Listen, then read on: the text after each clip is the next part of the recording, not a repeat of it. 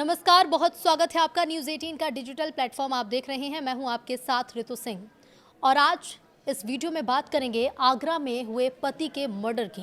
कैसे एक पति ने एक पति की हत्या की, हत्या के बाद कैसे इस हत्या को छिपाने की कोशिश की और इस हत्या के पीछे का कारण क्या था। आगरा में महिला ने पति की हत्या कर शव को घर के बाथरूम में दफना दिया, ऊपर से फर्श बनवा दिया और उसी बाथरूम में रोजाना नहाती रही। 45 दिनों तक पुलिस और घर वालों को गुमराह भी किया। जांच के दौरान महिला पुलिस के साथ सीसीटीवी फुटेज देखती रही और रोने का नाटक भी किया। अभी पुणे में हुए मर्डर केस से सभी उभरे ही नहीं और आगरा से सामने आया ये मामला काफी हैरान करता है। महिला के जेठ को उसके व्यवहार से शक हुआ। उसने महिला से कहा कि अगर कोई परेशानी है तो वो उसका साथ देगा। इसके बाद महिला ने जुर्म को भूला।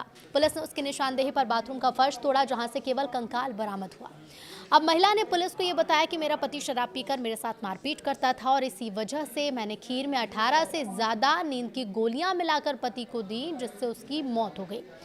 महिला का कहना है कि मैंने जेठ को फोन कर राजस्थान से बुलाया, लेकिन उन्हें घर के अंदर आने नहीं दिया। दोनों बच्चों और सास को घर से करीब 100 मीटर दूर ले गए, फिर वहीं से तीनों को जेठ के साथ भेज दिया।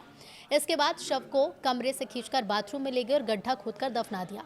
जेठ को बताया कि पति उससे झगड़ा कर 5,000 रुपए लेकर चला गया, फिर खुद भी राजस्थान चली गई।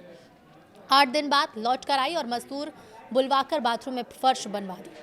राजस्थान के भरतपुर के रहने वाले सुरेंद्र कुमार शर्मा, उम्र थी 44 साल, सिकंदरा के दहतोरा स्थित रेणुका धाम कॉलोनी में रहते थे। उनकी शादी साल 2010 में रूबी से हुई। रूबी इटावा की रहने वाली है। उनकी 2 बेटियां रिद्धि और सिद्धि हैं। सुरेंद्र के साथ उनकी मां कमला भी रहती थी। उन्हें आंखों से कम दिखाई देता और उनके पिता राधेश्याम शर्मा शिक्षक थे। कुछ साल पहले उनकी मौत हो चुकी है। बड़े भाई अनिल शर्मा ने बताया कि सुरेंद्र और रूबी के बीच अनबन रहती थी।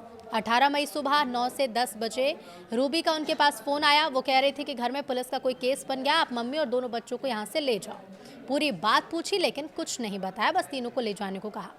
रूबी ने यह भी कहा कि घर मत आना, मैंने तीनों को पास की दुकान पर बिठा दिया है, वहीं से ले जाना। मैं भरतपुर से आनन फानन में आगरा पहुंचा, बच्चों और माँ को लेकर आगरा आया और तीनों को लेकर घर पहुंचने वाला था। तभी रूबी का फिर से फोन आया। उसने कहा कि सुरेंद्र जबरदस्ती ताला खुलवाकर पैसे लेकर लड़ाई करके चले गए हैं, 5,000 रुपए भी ले गए हैं। ये कह गए हैं कि 2-3 दिन में फोन करके बताएंगे कि वो कहाँ है। अनिल ने बताया कि 19 मई की शाम को रूबी ने फिर से फोन किया और कहा कि यहाँ मन नहीं लग रहा, मुझे भी बच्चों के पास ले जाओ। 19 मई को मैं आगरा पहुंचा और रूबी को राजस्थान लेकर आया। रूबी और उसके दोनों बच्चे लगभग 7 से 8 दिन मेरे घर पर रहे।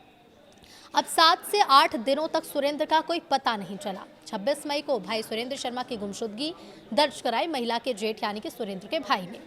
रूबी पूरे परिवार और पुलिस को गुमराह करती रही। वो पुलिस के साथ पति की खोजबीन करती रही और बीच बीच में रोने भी लगती थी। इस पर रूबी पर शक गहराया। शुक्रवार 3 जुलाई का दिन जब सुबह रूबी से कहा गया, उसके जेठ ने कहा कि रोने से परेशानी दूर नहीं होगी, कोई बात नहीं, मुझे बता दो, तो फंस रही है तो मुझे बता दे, मैं तुझे बचा लूंगा, तेरे ऊपर आंच नहीं आने दूंगा। और इस पर रूबी यानी वो पत्नी पिघल गई और पति को दफनाने का सच उसने अपने जेठ को बता दिया। शुक्रवार दोपहर 12 बजे जेठ ने पुलिस को सूचना दी। पुलिस की टीम पहुंची, 5 मजदूर बुलवाए। मजदूरों ने 20 मिनट में फर्श तोड़ा और उसके बाद खोदा गया गड्ढा। देखा तो लाश गल चुकी थी, सिर्फ कंकाल बचा था। अब इसलिए शुक्रवार को पोस्टमार्टम नहीं हो पाया। शनिवार को कंकाल की फोरेंसिक जांच हुई। इसके लिए 5 सदस्यीय टीम बनाई गई है। महिला ने कहा कि पति मारता पीटता था और इसीलिए मार डाला। महिला रूबी ने पुलिस को बताया कि पति शराब पीता था, उसे अक्सर मारता पीटता था और इसी से वो परेशान थे और इसी वजह से उसने उन्हें ठिकाने लगाने का प्लान बनाया। 17 मई की रात को 18 से ज्यादा नींद की गोलियां खीर में मिलाकर खिलाई। उसने बताया कि 18 मई की सुबह पति बेड पर मृत मिला। ये देखकर वो घबरा गई। फिर फावड़े से बाथरूम में गड्ढा खोदकर शव को दफनाया। इसमें करीब 1 घंटे का समय लगा। एसीपी अमीशा सिंह का कहना है कि 26 मई को सुरेंद्र शर्मा की गुमशुदगी दर्ज हुई। जांच में पता चला कि पत्नी ने ही हत्या की थी। आरोपी महिला को हिरासत में लेकर पूछताछ की जा रही है।